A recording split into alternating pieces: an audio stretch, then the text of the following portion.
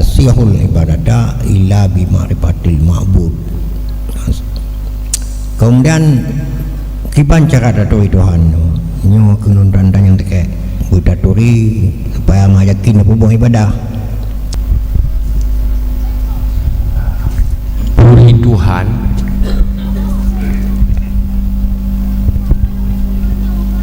tanyo taturi hanya dengan sifat-sifat Allah.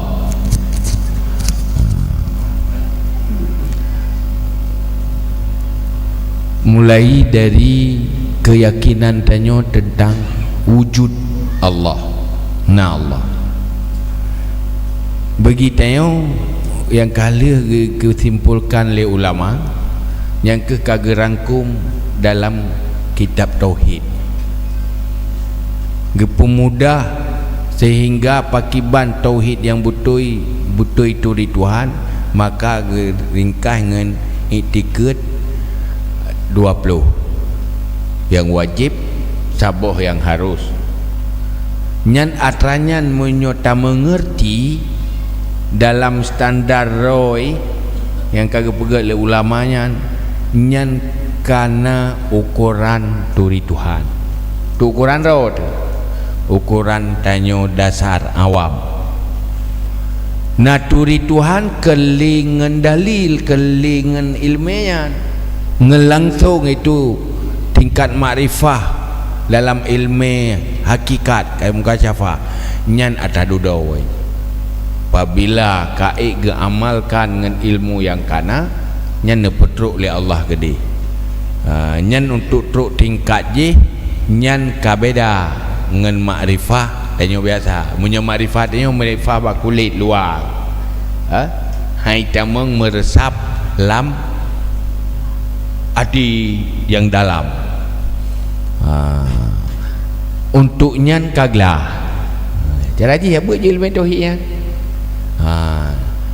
Jadi kagak pegat kamu nyo standar no kaji ukuran. Mangat mudah ke danyo mengatakan untuk sah tauhid. Iaitu ilmu yang menyangkut dengan iktikad 20. Maksud je apa yang terkandung di dalam iktikadnya tak iktikad lagi danyo. Walaupun hanya tahu ucap lafaz bahasa Arab ke dia.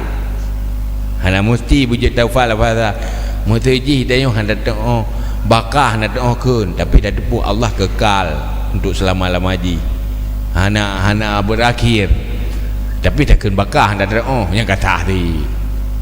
Tapi tak mengerti makna bakah kata tepuk lawati yang kajian. Mesti kidam menanti. Handa doakan kidam dengan bahasa Arab, tapi dah tepuk Allah kan dudona.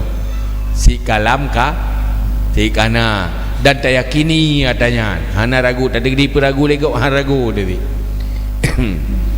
Olehnya tanyo yang nak kemampuan untuk berfikir dalil bertatoh dalil walaupun sekedar tun Allah nyona terdalina Allah hai na alam nyonya mana mungkin nak geroi pandai ni alam nyoy begat geroi urang hana begat geroi mata ura pikan roi begat mantu hana begat geroi pasti na yang dukang begat pandai mungkin ni tak begat mata ura roi lagi baik begat geroi kalau na roi kan pasti na pencipta itulah Allah.